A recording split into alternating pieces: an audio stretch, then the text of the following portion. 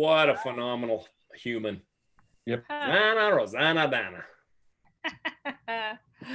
Gotta love it. And this is Okay. Toto, not the dog Toto, though. Hey, Scott, I hear you heard a news joke today. Go ahead and tell it. Oh, it's from you. You should get the credit for that one. Well, just know that we're on live. We're streaming live right now. Oops. Oh, okay. Never mind. Not that I would just think it could be really, really like a dad joke, right, Scott?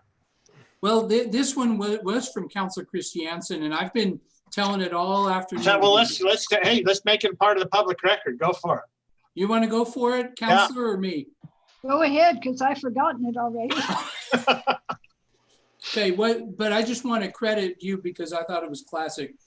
How much does a pirate pay for his corn? A buccaneer. That was good. That was a good one. Okay. All right. Well, good way to start off the tone of a meeting here, Scott and Barbara. We would like to welcome everybody to the American Fork City Council work session. Special welcome to members of our Parks and Recreation Trail Committee. Look forward to this meeting, and in accordance with resolution number 2020-07-20R, and as determined by me, the mayor, the city council meeting will be held electronic, as conducting the meeting at the administrative office presents a substantial risk to the health and safety of the public due to COVID-19. And this meeting is being live streamed as referenced above. We have two items on the agenda tonight that we'd like to talk about. We'd ask you to mute if you haven't, but first item is a discussion with the Parks and Recreation Committee, and I would like to go through both items if I could, and then we're going to invite members from the Wasatch Disc Golf Course Group to discuss item number 2. I have them coming in at about the top of the hour. I told them 6:50 they'll be in the waiting room, and we will bring them in. We would invite the committee to stay online with us as we kind of work out some concerns that we have with the current layout of the disc golf course. So item number 1 and discussion with the Parks and Recreation Committee. I've thought about this, and I've thought that, American Fork City, we are on quite a threshold right now of development into our south side of town. We've seen it coming through the development process. It's knocked at the door. The door is opening, and there's a lot of room to grow down there.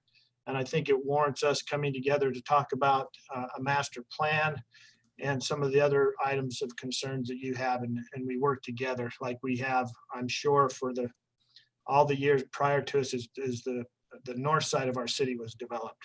And so with that introduction, I'm going to turn the time over to Camden to kind of walk us through the items of the packet, and I hope you had time to maybe look at them and can study them so we can have a robust discussion on them. So Camden, with that said, I'll turn the time over to you. Thanks, Mayor. So I think everyone's received the packet, and I think it maybe will help guide the discussion. And I think people can speak up along the way to discuss and to talk about these things.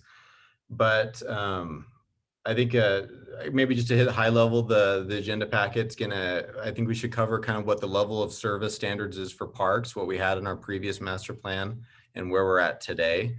Talk about what kind of the projection is for that level of service into the future.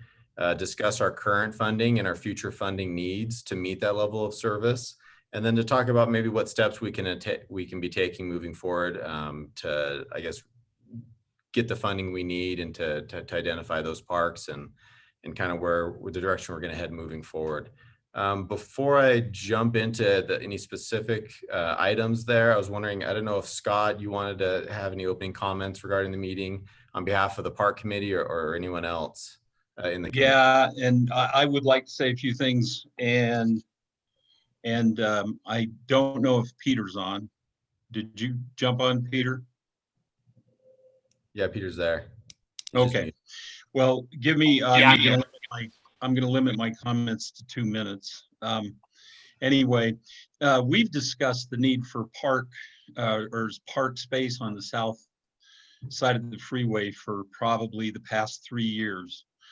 And I think it's easy to look at park tax money and other general fund money and try to fix up what we got. But right now, I think the committee's focused and 100% behind just acquiring land so there will be a park on the south side. We've talked about, planning what it would look like and everything, but that's seems a little pointless when there's nothing to put it on.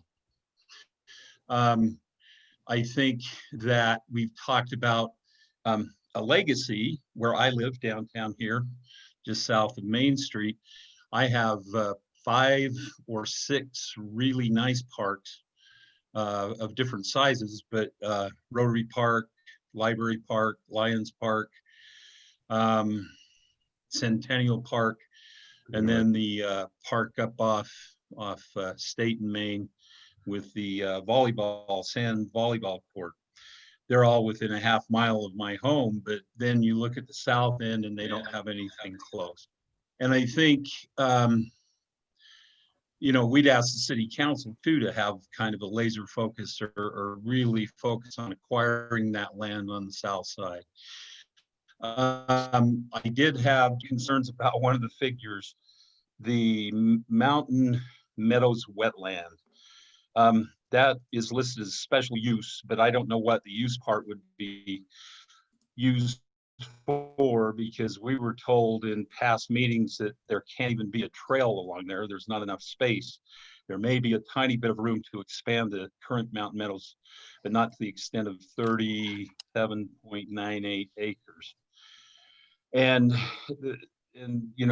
including that in your numbers skews the usage or the ratio between the population and actual park space a little bit. But I think the city council needs to look at legacy a little bit, because for some reason back 100 years ago, they saw the future importance of parks. That's why the downtown area is so rich in park space.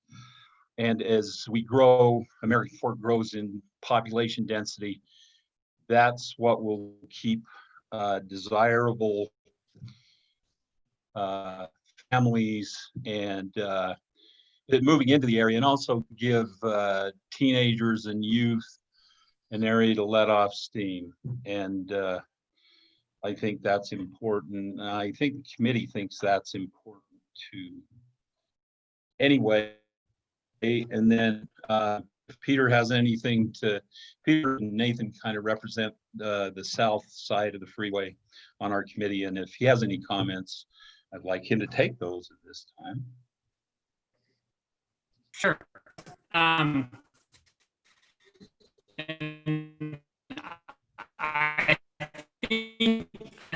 think you nailed a lot of the points. Peter, you're really breaking. So I lived in I development, Harbor Village, for a little over 6 years. You're really breaking. Let me try to take it off video. Maybe without video, it'll be better. That's better. I was just saying, I'd like to say, I think what Scott said. Yeah, perfect. I think what Scott said, I think is spot on. I've lived in this area for 6, almost 7 years. I live in the Harbor Village development, and I've been on the committee for a little over 4. Of that time, my main concern on the committee was that we just didn't have enough park space down here. And I knew it was going to grow like it has. It's actually grown faster than I anticipated. And the community down here is starving essentially for parks. We do have an HOA retention area that is used by all of the community around here as though it's a city park, and it is way too small, and it is not a city park. It's a privately owned HOA park. Just the other day we had 3 rec sports practices on this small park area. It wasn't enough space, and it wasn't what that space was intended for. I was one of the coaches, and it's just funny, we don't have enough space there. So one of the things that I'd like to think, well, I guess let me back up. When I bring this up in meetings that we don't have enough space down here, usually what gets talked about is that we just don't, that everyone recognizes the problem. They know that the area needs more park space, but it always comes down to money. And I get that. There's not usually not enough resources to go around to everything. There's a million things to do and not enough money. Something that I would like to propose to the city council, though, is that we look at certain funds that either have been collected or will be collected, specifically the park impact fees that have been collected in this area, and all the park impact fees that will be collected, and earmark that specifically, pull all that money together, again, what has been and what will be, and look at that money and say, we want to keep this money local. We want that money to go there. I think it should and could be matched by park tax funds along with general funds. And if we did that, I think we would have money, maybe not, I don't know what that money looks like, but I think it would be a substantial amount of money. It could really go a long ways to providing adequate parks and recreation space down in this area. And I guess the question I would have as a follow-up to that is, what would need to happen to kind of get that rolling, to get that done? And I don't know if there's someone that could answer that right now. If not, that's fine. But I mean, I think it's becoming something fairly urgent. We're kind of behind the ball on this. We could have been ahead of it and been prepared for it, but now we're kind of behind on it, and something needs to happen quickly. Well, I'll tell you what I think, what I would prescribe is what we've done on the north side to have park build out through proper planning, master planning, and there's a lot of different, you've mentioned a few of the tools. There's more tools that we have available to us as a city, and we can talk about those tools. But I think that the most important thing that we have to start with is a master plan. So I would prescribe that as we go through this process, that I think that a lot of there'll be questions that might be answered along the way. And if they're not, let's bring them up in the end, and let's try to be very, as productive as we can with the time that we have. But the first and foremost, the biggest tool that we have is a master plan, and working through that and having that. We need your help with that. And so I think that the material and the packet material would identify the ability to designate park land. And then we have a lot of tools to actually use that to have the parks and to expand the parks at various sizes, whether it's something big or just a pocket park or smaller, whatever it might be. So if you would indulge us to at least let us go through this process of the master plan, because it's key in having anything. It's what brings order, and it's what brings the process of government to be able to acquire the lands and to make sure they're in the right spaces and they're there in the right time. So I'm going to turn the time over to Camden. And Camden, if you just lead us through, I think what we're going to learn today, and amongst other things, is the proper communication patterns and the tool of the master plan and planning, not just parks, but quite honestly, we go through the same process if we want to put roads, water, sewer, whatever it might be. The very roads that are down there were because they were part of a master plan.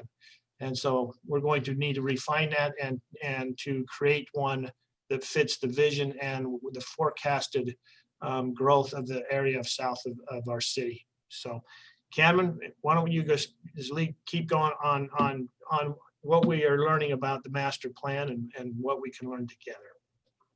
Sure. Thanks, Mayor, and Scott and Peter for your comments. Yeah, a lot of the material that we provided is found in the master plan. So this will help and really inform and maybe put some clarity to what Peter and Scott were saying in terms of need and the proper course of action, and to include finishing the master plan so that we really know the vision, the action steps we need to take. First off, I wanted to talk about is the level of service that we maintain as a city. So how many acres of parks do we have per 1,000 residents? This is a standard by the National Recreation and Parks Association. In our 2015 master plan, we adopted their recommended level of service of 6.25 acres per 1,000.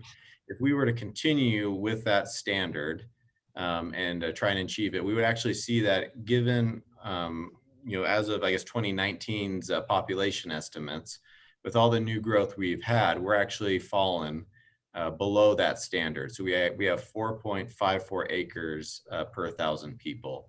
So we actually have some catch up to make as of today in terms of adding acreage to the tune of 57 acres to get us up to that 6.25. And then as you kind of forecast out where we'll be in the future, at least over the next 10 years, according to some of the recent studies that we've done, we're estimating to have a population of, I believe it's 54,000 by 2030.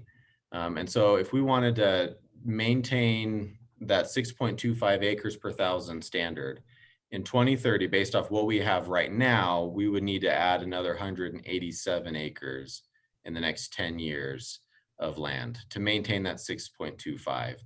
And so I can't remember, that's roughly 12 to 16 acres a year that we would be needing to add. And then to Scott and to the committee's point, we have a lot of development happening on the south side. That's where the greatest opportunity is to acquire land. But that's also where that window is closing for us as well. But that's probably the direction we would want to have. And we'll go to a map soon when we talk about that.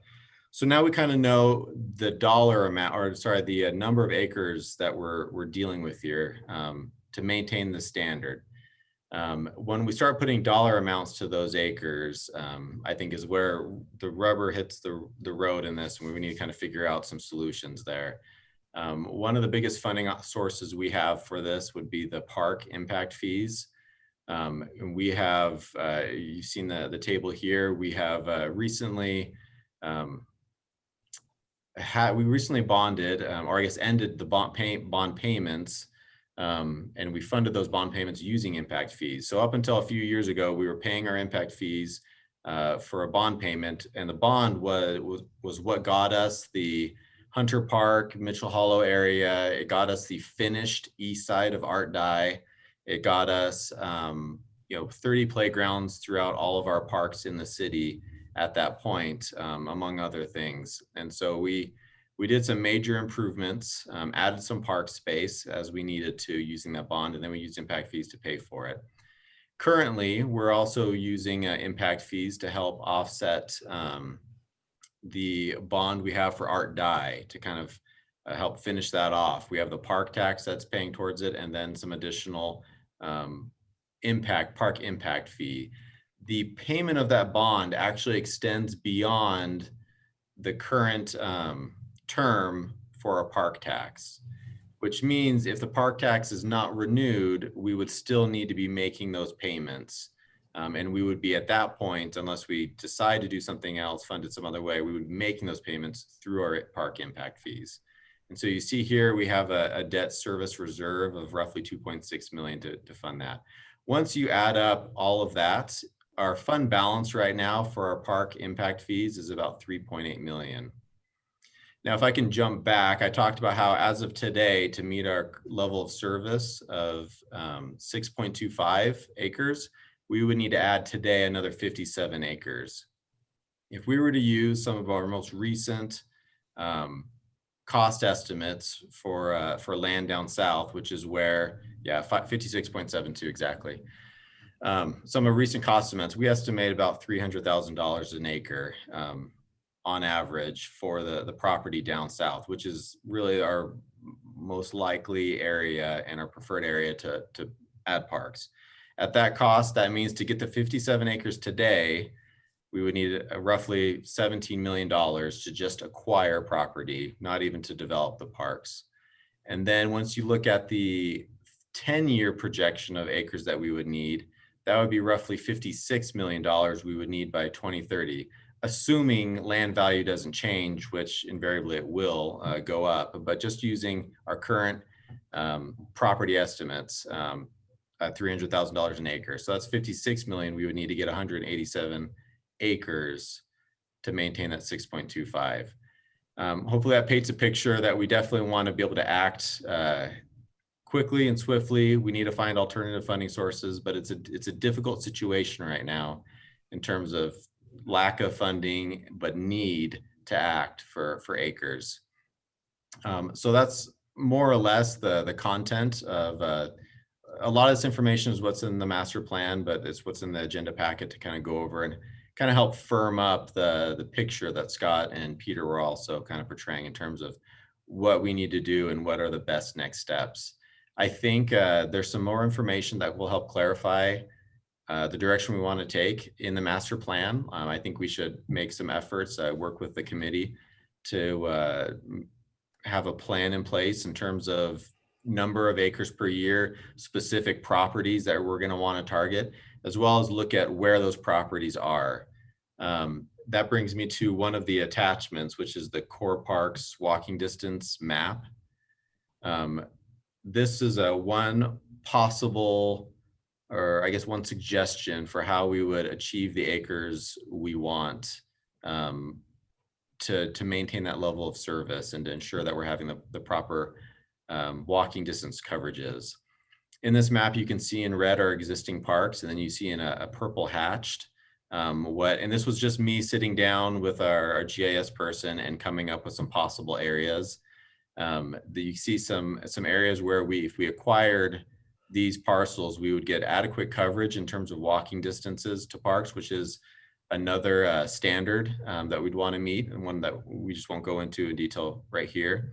But also in terms of total number of acres that we would want. This would be our year 2030 goal, is to have all these acres acquired so that we would have sufficient coverage and acres for our residents. And you see that a bulk or most all of it is done in the south side. Now the specific parcels, that's what we need to work through as part of the master plan, and as far as reaching out in whatever capacity you guys want to owners as development happens. And that's kind of the dance we have to play in terms of getting these parcels. But so that's it in terms of just the upfront information, just to kind of help inform you guys as you go into your discussion here. But I just wanted to kind of lay that out briefly, and I guess I'll turn it back over to you, Mayor, in terms of directing the rest of the discussion. Yeah, you know what, I'm going to ask David. David, if you would just interject a little bit, just the importance of the master plan. And again, this is something that this whole body, everybody in this meeting, we ought to be laser focused on. And so let's talk about the importance and why of a master plan. Yeah, the master plan is really the roadmap. It is really the guiding document that helps us understand where we're headed and helps us get there. It is a living document. It can change. It needs to change. You know, development 10 years ago is different than development today. So the master plan needs to be flexible enough that it can be modified from time to time to take into account the changes that we see. That master plan is also the basis for our impact fees. And so as we set the master plan and we define what projects need to be completed, then we can also lay out the cost associated with those projects. And then in addition to that, the timing. And that's real critical for the city to understand how many dollars we need and when we need those dollars, right? And then we can compare that to the impact fees that would be generated through growth to see if it can keep up with our demand. Now, lately, it hasn't. And so, you know, we need to look at other funding sources as well, as Camden talked about. But that master plan is the critical document the critical roadmap that we need, because it lays out a 10-year window for our impact fee collection, but it also talks about our build out, our complete build out need. And we should have the end goal in mind as we start laying these parks out. And that's what the master plan does. So really the master plan, and we've talked about this before, it really is probably the most key part of our planning process. So that we know exactly where we're headed, when, and how much money we need. All right.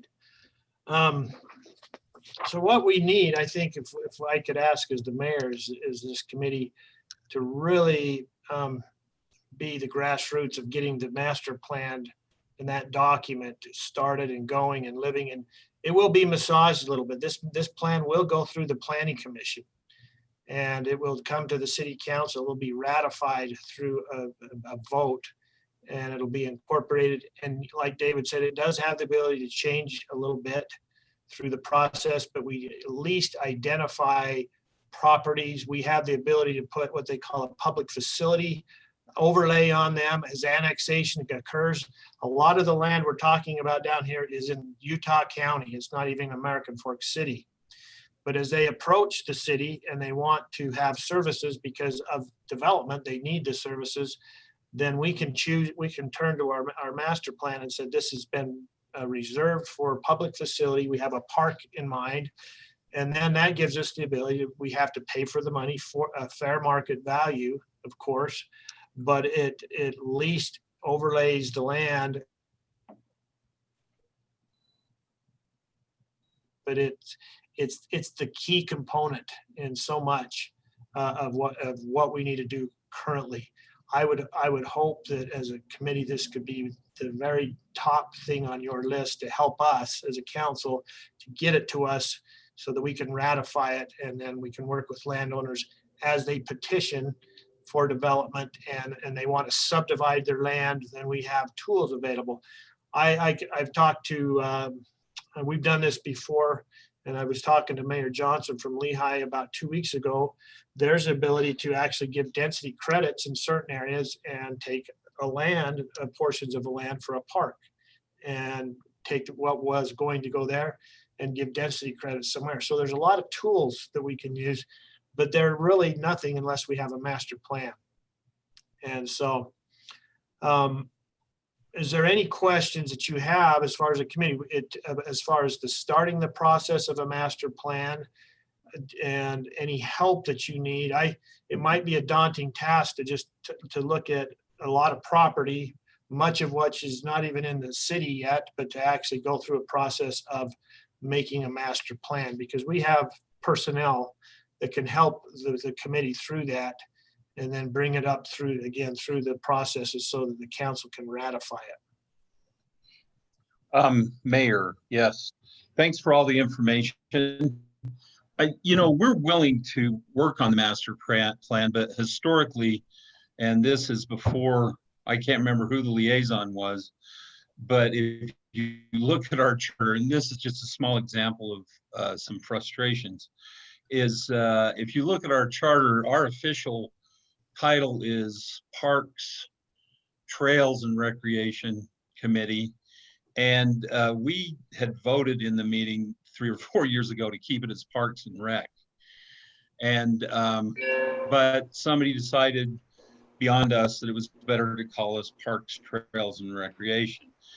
But I think a little frustration is maybe some of our ideas and our thoughts and committee, unanimously supports.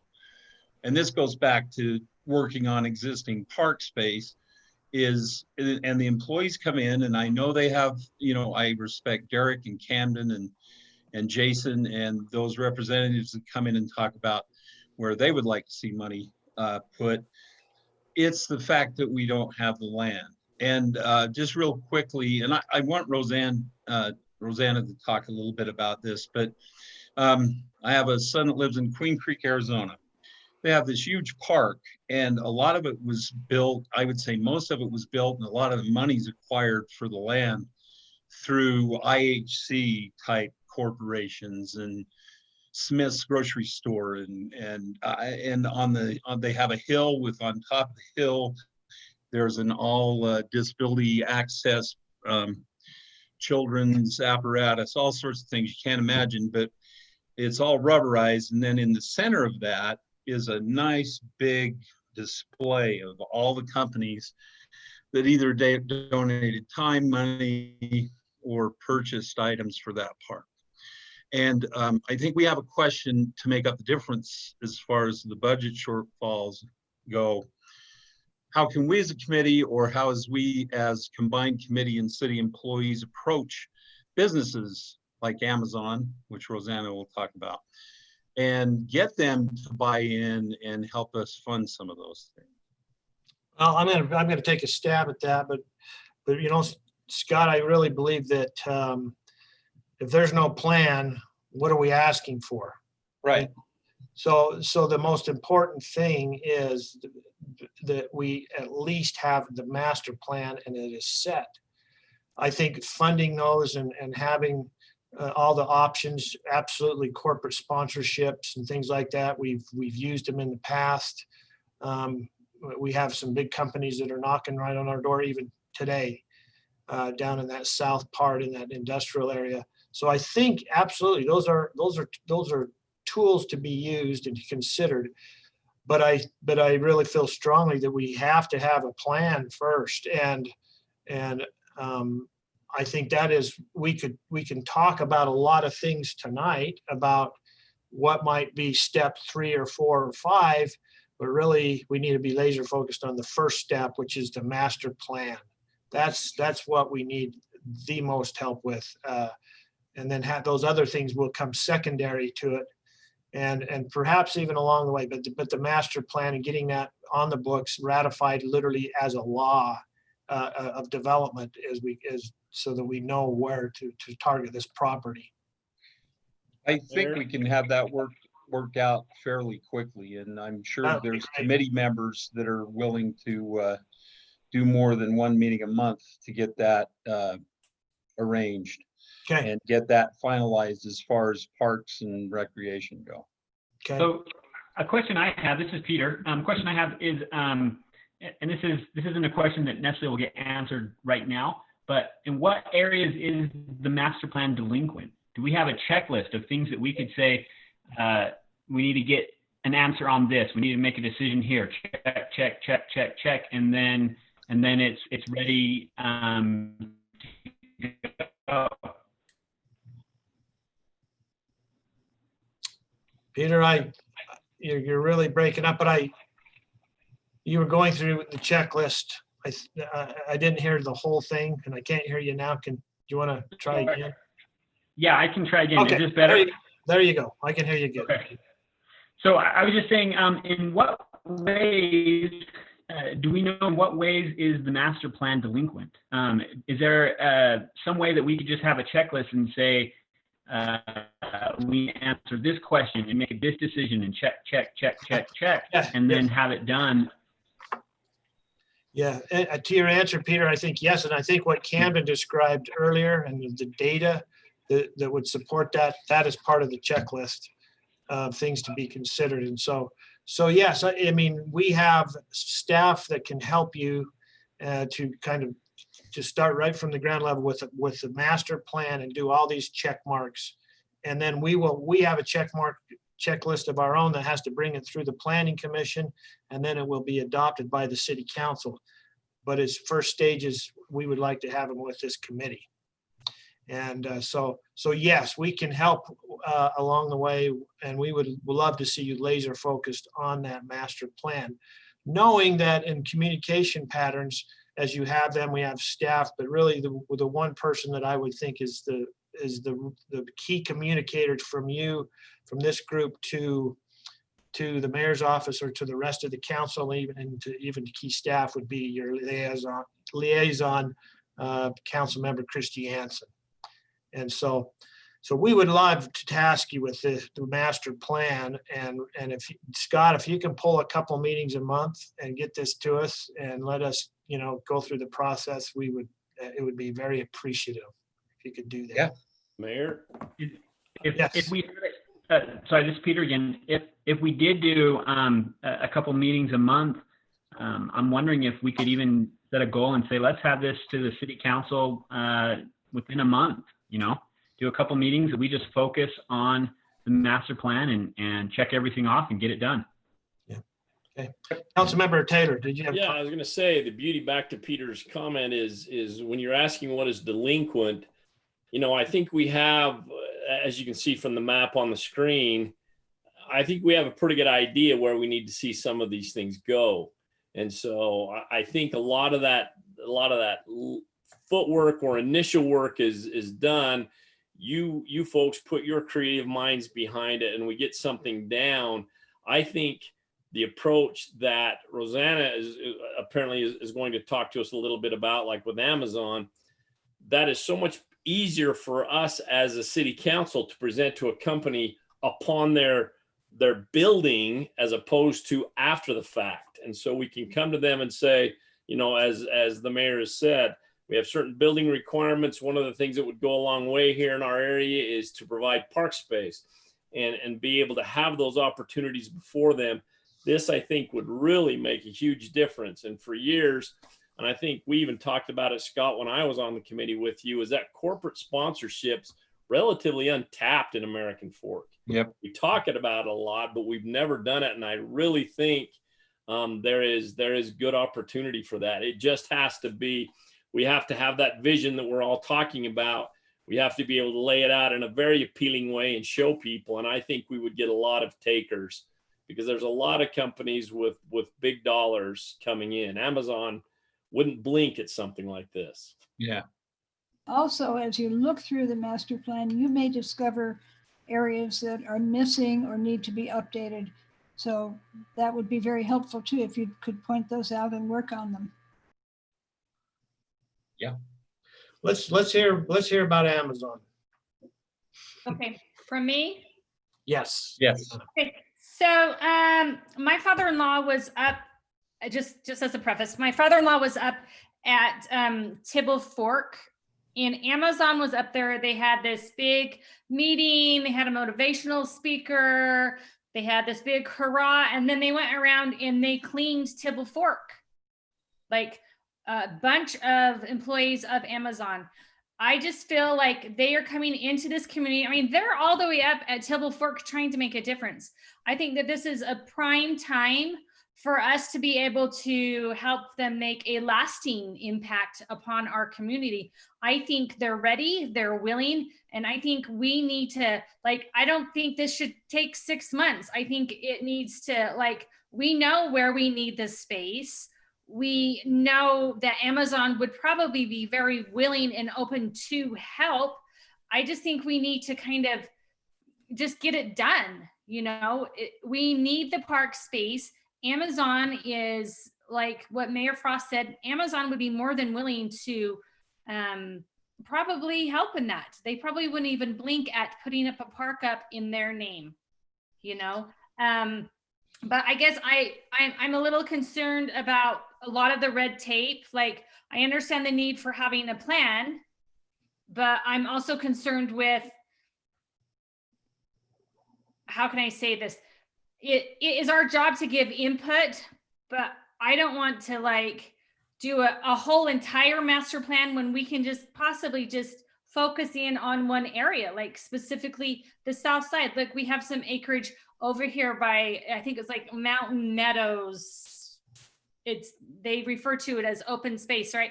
Like, why don't we just pick an area and get all of our ducks in a row and then present it to Amazon, rather than spending all of this long time of doing an entire plan? Why can't we just plan specifically one big park on the south side that Amazon helps, or other corporations can help also?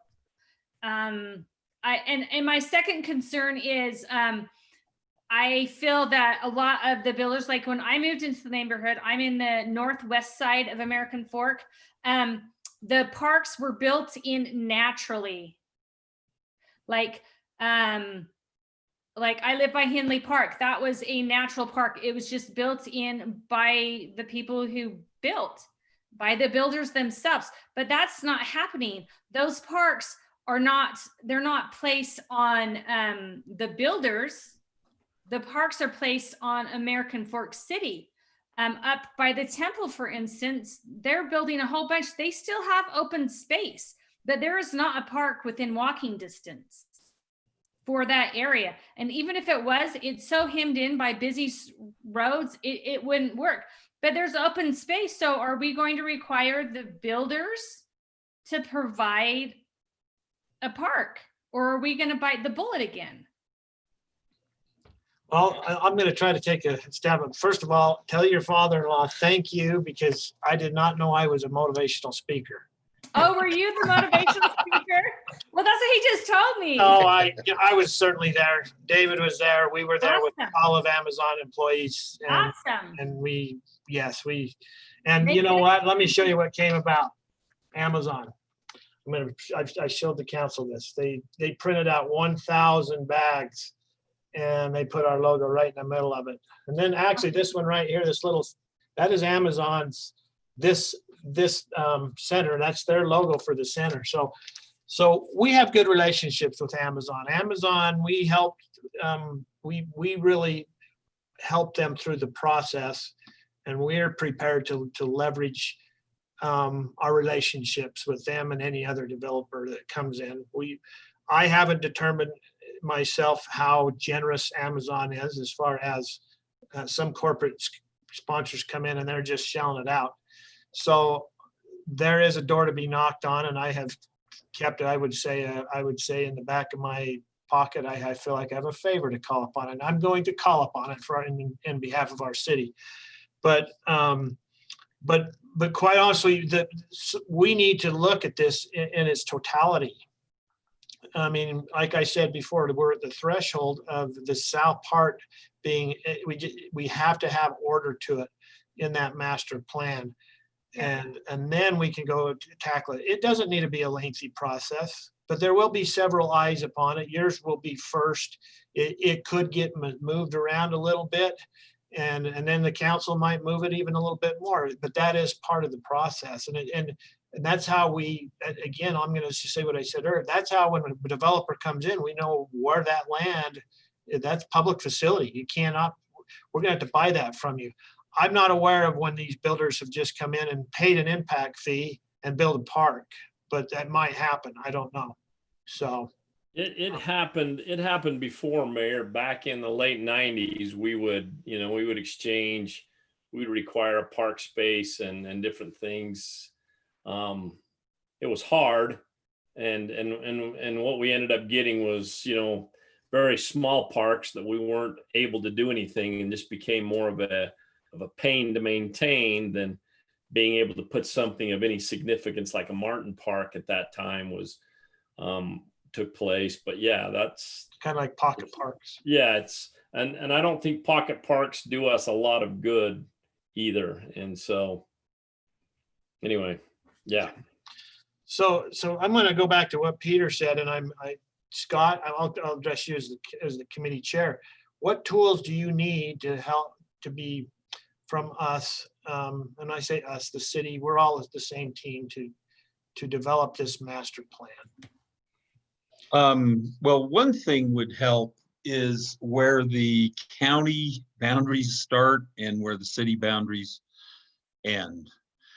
So we get an idea, because for me at least, there's some immediacy to this. I understand that we're looking at a 10-year plan, but it would be nice to get something substantial down there, maybe not a 20-acre park, but maybe, the 2 acres or anything down there, or expand the current Mountain Meadows Park to the 7.8 acres, just something to give them, because they're really starved down there, like Peter said.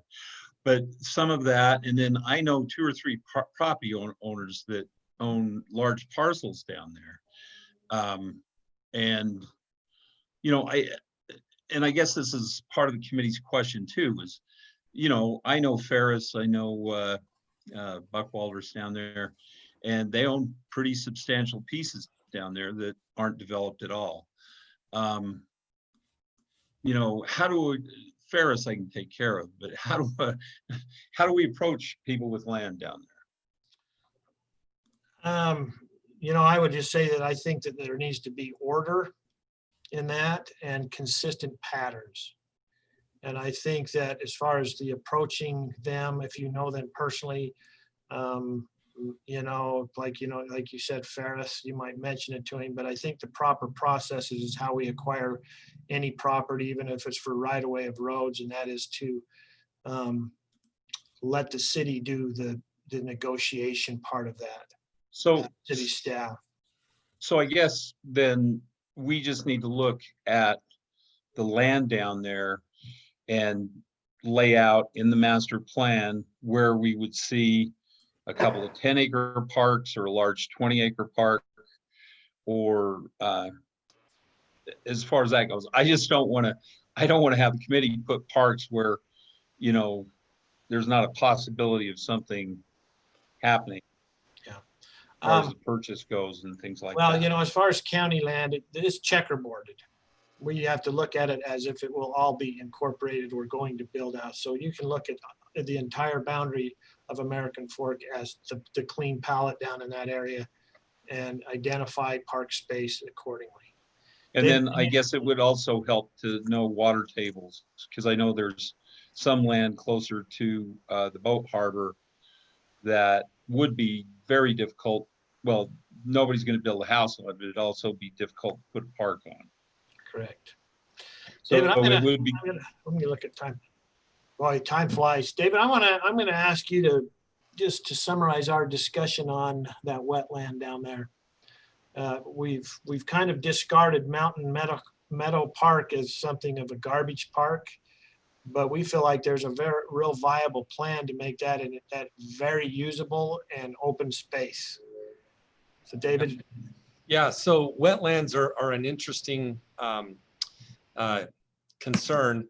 There are ways in which we can use that land, and we can develop it, we can mitigate it, if we then go get other wetland in trade for it. And if we do it in advance, let's say the city were to find a parcel of ground that we could develop into a wetland, we can trade acre for acre on that wetland if we do it in advance. In other words, we could go buy land down by the lake shore that we know we could develop into wetland. And then we could take the land by Mountain Meadows Park, and we could dry it out. We could remove the wetlands from there and make it into a bigger park, make it into a nicer park. But if we try to change the land in advance without doing the mitigation and the trade acre for acre, then the Army Corps of Engineers comes back on us and says, hey, you have to do 10 acres of wetland for every acre that you developed. But if we do it in advance, there's a potential that we can trade acre for acre on wetland property for mitigated property. And so there is potential that we can still use some of that land for a park and actually develop it as a park. So that's one thing we should be looking at as well. okay, well, those are just some of the things that we would need to move forward. Other than, you know, I think Rosanna is quite correct. We're going to focus on where parks what they'd look like and where they'd be on the south side of the freeway. And then maybe address some of the needs in some of the other areas. But, you know, and it just goes back, Bamberger Park is basically a retention pond that, I don't know, my kids played club soccer on there, and most everybody came out with an injury. And, you know, I don't know what we do with a retention pond to improve it. But moving forward, I think we just need to know usable land, and it's good to know about the trade for the wetlands, acreage and wetlands for the acreage up by Mountain Meadows. But I think we can move forward with what you've asked of us. You know, council, I'm going to open up. Is there anybody with the council that would, I'm not closing the meeting. I just want to make sure that they're not being, that if they have anything they'd like to share. I'll just corroborate what I'm sorry, I apologize for coming in late. I got the meeting time wrong. But I just want to corroborate what I heard, that I really am looking for this group to provide direction in the form of a master plan. And I hear what you're saying about you want to just pick a parcel and go with that. But for us, we're hoping that this committee can dive in and really look at what has already been planned and plug in plans for the park. So I know that's a reiteration of what's already been said, but I just wanted to add my voice to that. I was also thinking that it's possible to do perhaps two things at a time. If the committee's still working on putting the master plan together, but you hear about something that's coming up or somebody who might be interested, let Camden know, and he can have somebody from the city staff work on that at the same time that you're working on the other. It doesn't mean you have to do completely one thing and then drop that and then go on to the next step. A lot of times things can be done at the same time by different people. You know, a lot of this, and I'm going to state the obvious, a lot of this, we're going to identify property that doesn't have a road, curb, gutter, or sidewalk around it. We're going to identify it as parkland, and we're going to work towards it with the other parts of our master plans to bring the utilities to it. Now, we know we have some down there as described by Peter, development. We have Woodside and we have the Ivory development and stuff. They're there. We have some defined roads, and we can start picking off some lands that are already accessible in that area. I think that's a good place to start. So any other concerns or thoughts as we've talked about the master plan or anything else? Rosanna, I 100% agree with you with getting everything we can financially and or in kind donations, with developing the parks with contractors, giving them anything that you know that's reasonable as far as naming rights. There's just a lot of good people. There's people that'll just give money and not care for any recognition. And then there's some that might want to name the park after them. I mean, if we could use a great example, it's Art Dye himself. You know, there's a man that gave a parcel of property where McDonald's is, and it's turned into one of the greatest parks, I think, in the whole North County, adjacent to incredible open space with Quail Cove and the golf course. And it started with one guy giving up a little over an acre. And look what it's turned into. It's taken 39 years to do it, but it is there. And there's no reason that the same things that have happened up north through proper planning and the process can't happen down south by following the same process. Mayor Frost knows this, but I like to also talk about Mary Dye. So it was one guy and one woman. You're absolutely right. Yeah, we should maybe think about Art and Mary Dye Park. So. Stacy, that's the first time I've ever heard that, in all honesty. Two quick comments, if I may. What's that? I said we can chat. Two quick comments, if I may, Mayor. I think, first of all, I want to thank the committee. I was served with that committee. They are very good people and they are very persistent. And that's what you need to be when you're on that committee. Because as most of you know, government sometimes moves a little slower than we would like it to do. 39 years is a good example, Mayor. I don't think this should take 39 years, but I think we can make a lot of progress, and your persistency and not giving up, and your pure desires to make this a better community are much appreciated.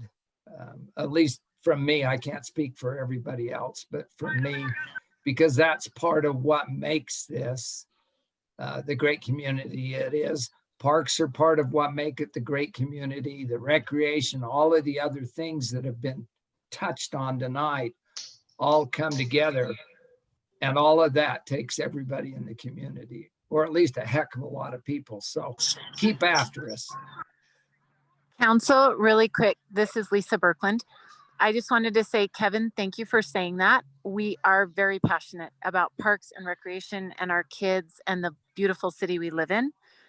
And I just want to put in one more plug that we protect what we do have and what we have worked so hard to acquire, especially at Art Dye. But thank you. Thank you for putting in a bathroom at Quail Cove. Thank you for looking and listening to our committee. Most of us have kids and currently use parks daily. So we understand and want help with a master plan and appreciate hopefully some attention given to what can be done so that our future can be the best it can in American Fork. Well, one thing I would like to maybe have you consider in your planning is to not overlook the boat harbor itself as a local draw. The city has the ability to have the south part of the town, as far as just being able to be the closest to it. We have the ability to make a sandy beach that will not go away. I mean, the county has pledged over like 1.2 million towards the boat harbor in creating something that they would like to see enhanced and used. Now, that could be an appendage to a real nice draw to go down there and to have sandy beaches. Within that money is to build something so the sand won't wash away, bringing in very nice sand and expanding the actual beach part. Also, along with that, not to be forgotten, is the wonderful trail mechanisms systems we have up north. I think will be secondary to what is being planned. And we have currently, I just did a really quick math of almost $11.8 million that is being pledged from the MAG, from Mountain Man Association of Government, in trail systems that will move people around. Ultimately, I think down there, they'll all connect up north, but they'll also connect around a shoreline trail. American Fork City is poised to receive $3.8 million. This was petitioned by the county, not the city, to finish our trail system that will ultimately go around the entire lake through the course of time. And so, but American Forks has fallen above the line for funding pending next month's MAG meeting where the mayors will vote on it, but it's in safe territory to be built and funded in the next 2 years.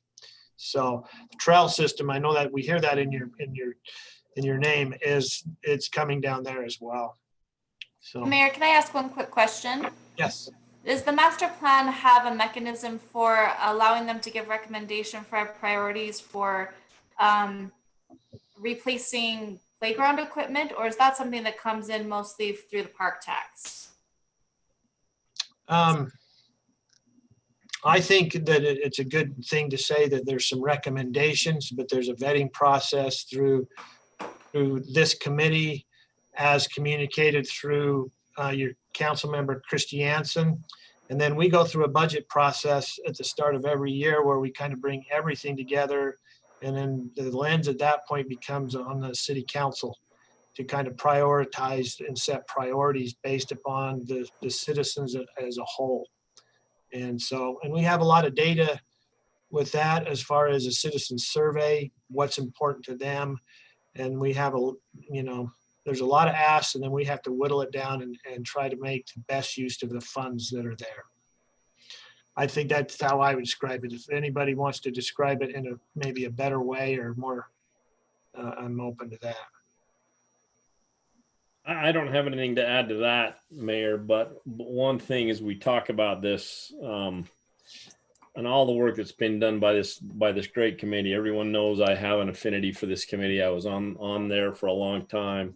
I work personally with Scott and Peter and Melissa, and it's a great group. And everything we do, folks, just puts us in a position to be able to better go approach the county for the tourism dollars. And so the more buttoned up and the more sharp we look on all of these things, the better off our opportunity is. Our passion that you guys clearly have is tremendous. And you know what, I love that we're doing this right now. You're going to get involved with that master plan. I think we're on the cusp of some really good things. So if I can be of help to you at all, I would love to.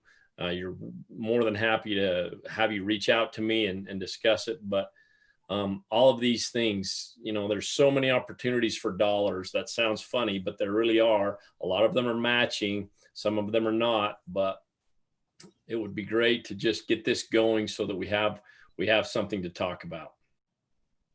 And Scott, I was going to say, if I could get together with you and we could maybe set up a plan to get the master plan working on, to break it down into segments or something, I'd be happy to do that.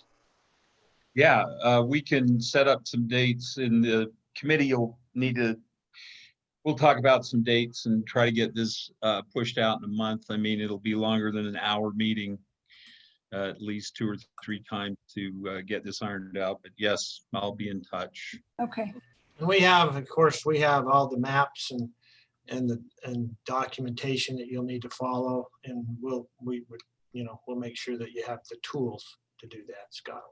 Appreciate that. Thanks. And committee. Okay. All right. Any other questions, unresolved concerns? I'd like to have you in here when we talk with the disc golf group, but I don't want to leave anything undone where we're at currently right now. I have a quick question. Okay. Mayor, I'm Melissa Hendershot from the Parks and Rec Committee, and I'm wondering if we have a list of everything that master plan needs to have included on it, a comprehensive list of what things we need to address.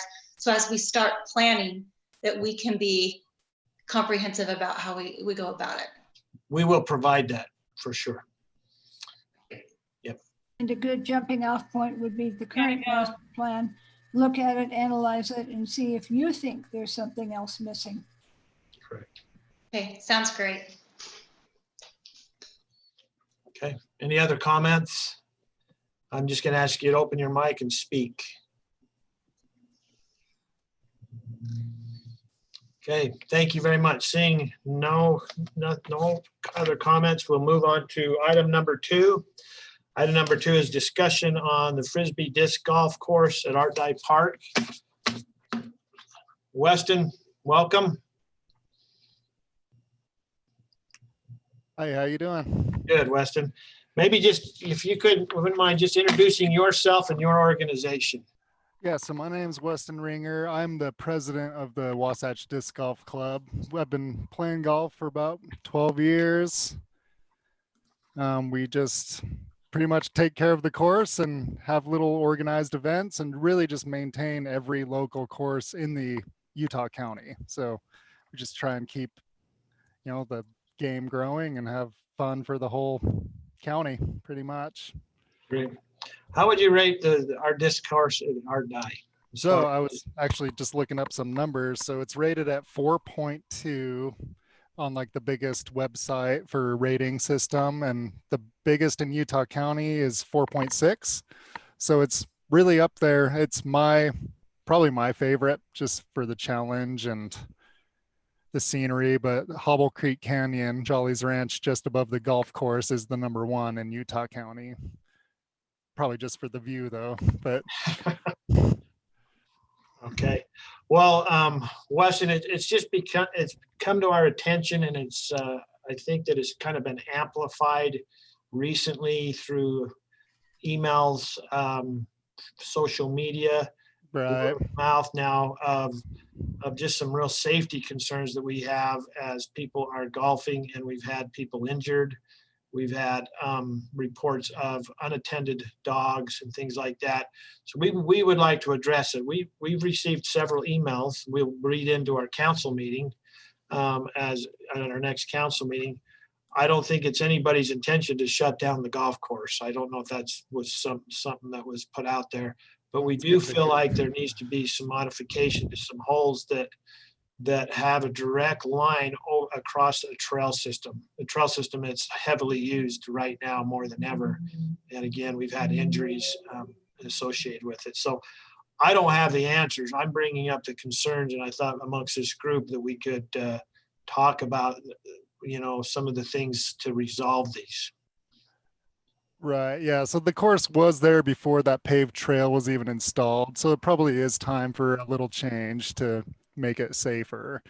So we've already pulled out hole 13, if you see on that map, that's shooting over this main trail. So this hole has been completely removed right now just for immediate safety, because that to me is the most dangerous one. So for safety concerns, like with my years, I've designed 3 disc golf courses now. And as I've grown and learned, like I know the kind of worst case scenario for most holes.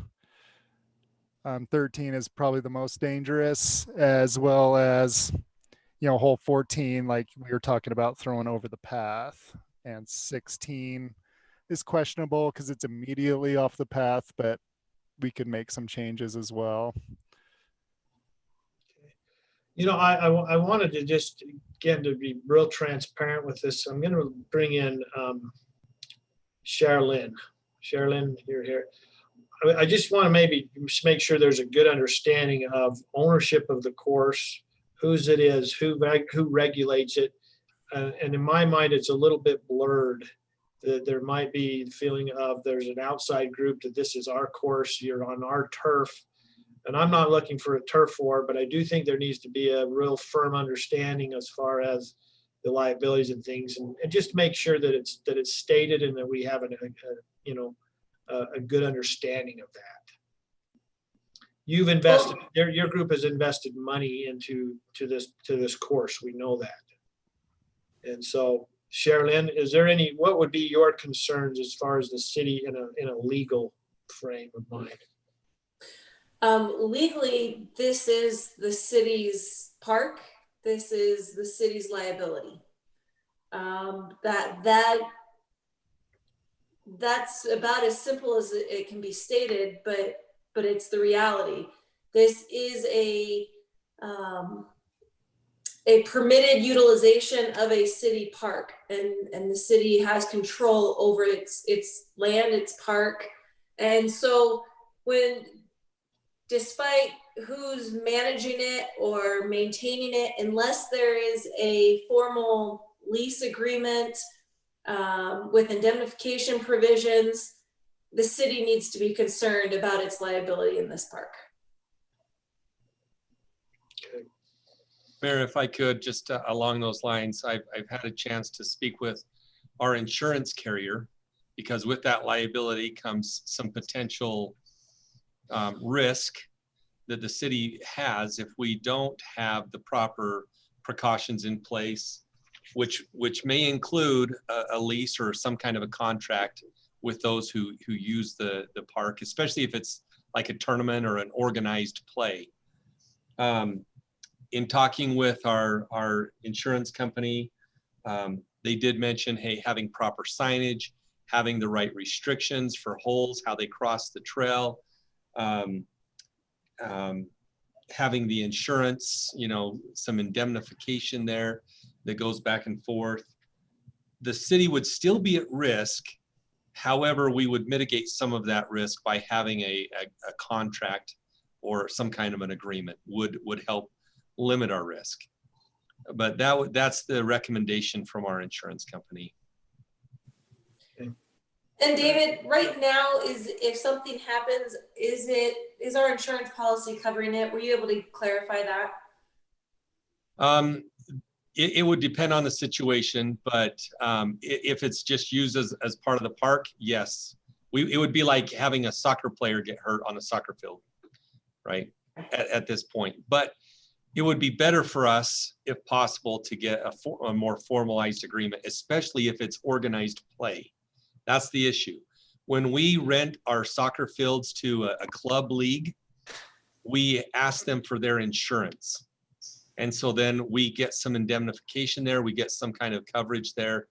When we have a special event, say we had, even Fork Fest, when they had a big organized event at Art Dye Park, we have them go through a process to tell us exactly what they're doing and then provide insurance to cover that.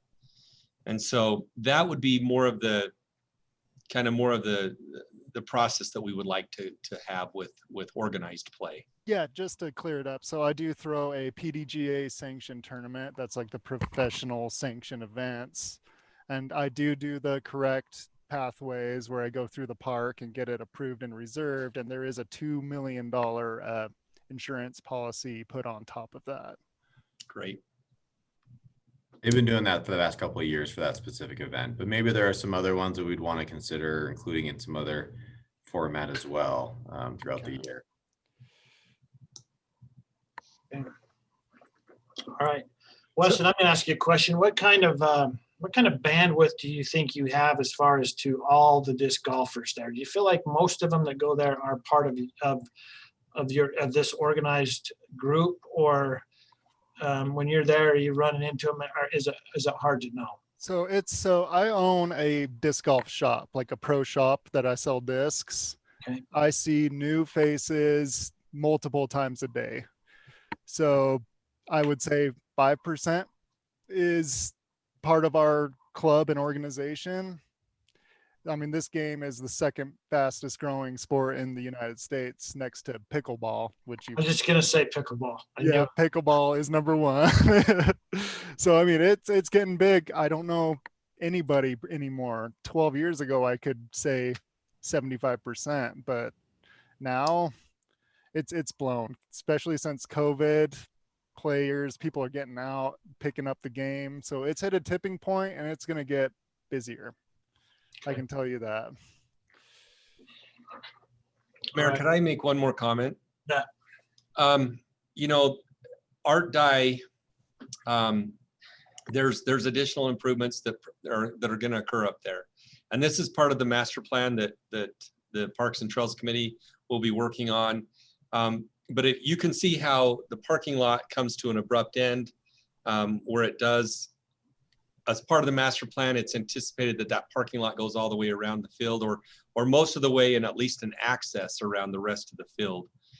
And so part of what we need to do is master plan, if disc golf is going to stay in this location, how do the other holes like 17 and 18 also get modified? Because that's where a parking lot would extend around the fields. But they probably need to be involved in that conversation with the master plan if disc golf is going to stay an amenity on both sides of the trail like that. So, David, can I give a comment too? Yep. So we've met with Weston, and I think Ryan's on too, regarding kind of the future of disc golf. There's a lot of uses in that forested area, and we want to be able to facilitate safely as many of those uses as possible. And especially disc golf too, because of the regional draw that it is, or even across the state. That's both good and bad, but it brings in a lot of people from other areas that may not know, how to be safe for some of those things, but also, they eat here, they add sales tax revenue. And so how do we kind of educate them as well? So we're moving forward, we're going to try and go into a better partnership and take some steps immediately and then some steps down the road to continually improve the safety of this course, as well as ensure its longevity as we finish and continue development of Art Dye. So it includes moving 18 and 17 to allow for a parking lot, moving 14, 16, and 13 holes so it's not crossing the trail, but also adding more signage, even fencing maybe between the grass area and the park area with additional signage on there to help educate parents, and that is a disc golf area, that there's risk and then kind of delineate the walking ways. Sorry, I'm getting feedback. I will add in the immediate, Weston, the association Out of Pocket, they have put up 5 signs at probably the highest risk areas, facing kind of the entrance or the public areas where they'll see them, kind of noting that it's a high risk area, that there's disc golf, there's flying discs, and that they, I mean, it says, please use caution and do not leave children unattended, which is one of the bigger issues, is children running in there and playing in some of the areas. And so they've taken some steps immediately, which we appreciate. And we hope to, in the near future, take some additional steps. And then we'll probably be doing some budget requests in future budgets to kind of help firm up a course that's both safe and still really enjoyable. So that was just comments I wanted to add. Right. Is anybody from the committee, council, staff, do you have anything else? I feel better about just having this conversation, and we wanted to, Weston, we wanted you and your organization to be a part of that. I appreciate it. Thank you. Any other, Scott? Yeah. Did I saw it? Yeah, I just wondered, is this just a walk on, like you show up and you wait your turn to start? Or is there a scheduling process? Because if this grows like it's been indicated, that could and probably would become a problem. Yeah, I mean, so yeah, people will just show up to hole one and pretty much wait for their turn to tee off. So, I mean, I've been to other parks out of state where, you know, you have a 20-minute, sometimes 10-minute wait just to start on hole one. And then you tee off once the hole ahead of you is clear, and you can still get a round in a couple hours. So it's not too bad.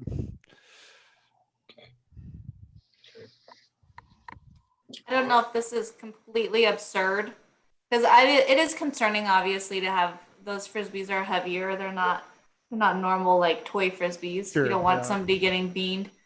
I'm thinking about, is there a way to delineate it a little bit better, delineate the course for people so they feel like they are crossing into the course?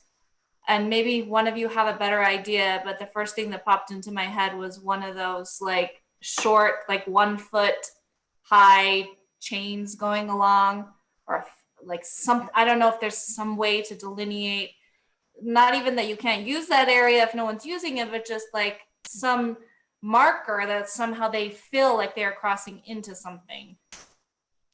Yeah, I think Camden had a pretty good idea about that, with the fence kind of bordering the grass towards, Okay. you know, the 10, 11, 12 kind of fairway right there, just right on the edge. And then have a gap where you can walk into it, but with the caution sign like right there. So it kind of funnel you to the caution sign and say, okay, you know, you're still allowed, you can walk with the flow and still be safe, because there's not golfers there all the time. So it's Right. a nice walking trail. Dog walkers go through there all the time. And Okay, so that was the budget request that Camden mentioned then. yeah. So, okay. I thought about also, what if we, as you come down from the trail, what if we stripe the asphalt that says, as Yeah. you're coming in there, you know, this is your disc golf, you know, beware, look to your right, left, whatever, just something along there, even we just hash marked the asphalt for those areas. I think that would be helpful. I think so too. Yep. I just have to jump in real quick to tell Clark that background is beautiful that you have there Yeah, that's on your really video. nice. Try to be appropriate for everyone. Yes, Clark. Right, way to go. Don't encourage him. I mean, really? Yeah, don't start. It's addicting.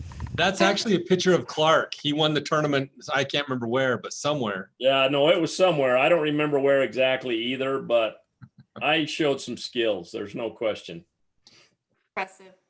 But those would be some of the funding and some of the tasks. I mean, in addition to like hole 13, we're closing it down right now, but we're going to be wanting to move some of these tee boxes and baskets so that it's a safer run. But that may include cutting back some trees to create a fairway. That may include, you know, creating a new tee box, you know, cement, concrete. So there's some costs associated with all of those things. And right now, the association, the Disc Golf Association, has been bearing most of those costs over time as they can. And we still hope to utilize, you know, their funding, their volunteerism, and those sort of things in a more formal partnership. But in order to make sure we get this the way we want it, knowing that we're on the hook in the end, we just may need to foot those bills to get it done quicker and in a way that we're okay with it. All right, well, I want to make it so that we're better than Hobble Creek. Yeah. It'll be like 4.9 before it's done. Few tree, hey, there's a cesspool somewhere. That's got to add points, right, Scott? Hey, speaking of the cesspool, I don't have any comment on that. Mayor, speaking of the cesspool, I think what you're referring to, maybe where hole number 6, the hole on number 6, maybe the tee box on 7. There are some old facilities from a sewer treatment plant Oh my. the developmental center had years and years ago. Yeah, before my time, I wasn't even born when that happened. Yeah, and Whatever, but Scott. That was your era.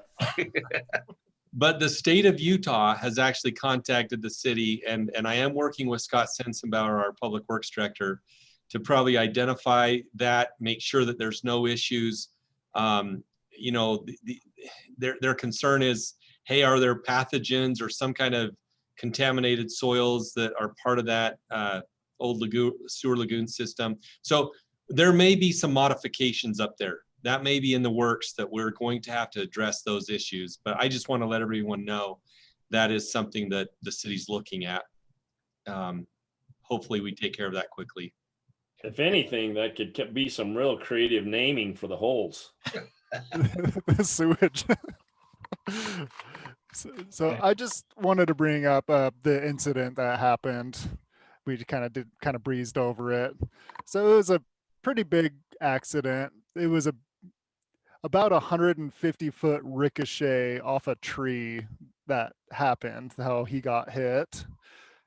So they were asked to move, and they walked to the side of the fairway, and this guy was a left-handed thrower, and it just nicked and kissed that tree and shot. Like, it's about as weird of an accident like getting hit by a foul ball at a normal park. Like, it was just a big mistake. He was, really sorry. He gave the guy his info, in case there was any issues.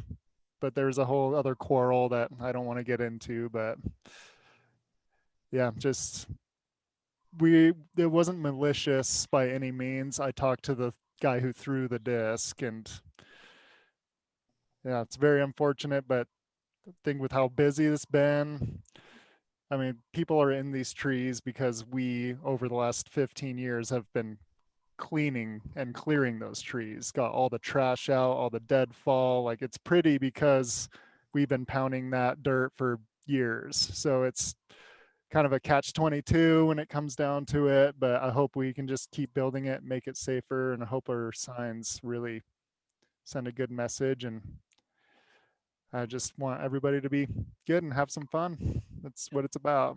I think we all agree, and I think as long as there's good etiquette, just like we would expect with regular golf, and then I think, and there's, because it's not just one incident, and there's multiple, not a lot. I'm not going to make it bigger than it is, but I do think that one of the concerns is people like to just have free roaming dogs with them while they're there as well, which presents a real hazard when you have kids there as well and just feel threatened. And so, and I'm sure our signs will address those things. So, okay. All right. Any other comments, concerns from this large body of 22 people? Yeah, if I can just make one more comment. I mean, what Weston talked about, and I know that's how I think the disc golfer explained it, and I know that you guys have probably seen or heard the other side of the group. I've talked with them, and they have a very different story to exactly what happened. I think regardless of what actually happened, I'm unfortunate for the guy who got hit, but I'm glad that it's shined a spotlight on this, and that we're trying to kind of ensure a safer and more productive use of this space. I did just want to add that one additional thing that I know we're working on is actually to move and relocate a lot of the concrete and the other stuff that we grind up and reuse. We kind of store it there for right now, but that poses its own risk. And so as soon as we can, we're trying to also clean that area up and repurpose it for use for disc golf and any other uses we can. Weston, will removing the concrete take numbers down from us? Is that one of the nice hazards? Yeah, it's actually, that is kind of a sore spot. It's been a sore spot for years. So you probably get 2.2 points. Let's say that. All right, well, 4.4. Yeah, I actually have one more thing I'd like to say, and it actually goes to the previous topic that you guys already discussed. But if there is land or parks that seems maybe unusable to you, please call us disc golfers. We will make use of it. And you could write that off as probably 30 acres worth of swampland that we'd be willing to go out and clear and throw discs at. And, but yeah, maybe just keep that in your back pocket. Okay. All right. Well, thanks for everybody's input. Appreciate this. It felt very collaborative. I feel like we have real good vision on what we need to do, and I could expect that maybe we'll be back together sometime soon in a similar type meeting if it warrants it. But in the meantime, we'll give you the tools and the direction and that checklist that you've talked about. And then we've offered up one of our great council members, Councilmember Chris Jansen, to be that liaison to make sure there's a good communication pattern back and forth to us. So I'm just summarizing everything up and just thanking you for being here and hope you have a good evening. So thank you. Thanks to everyone. Thank you for hearing us. Thanks, everyone. See you all.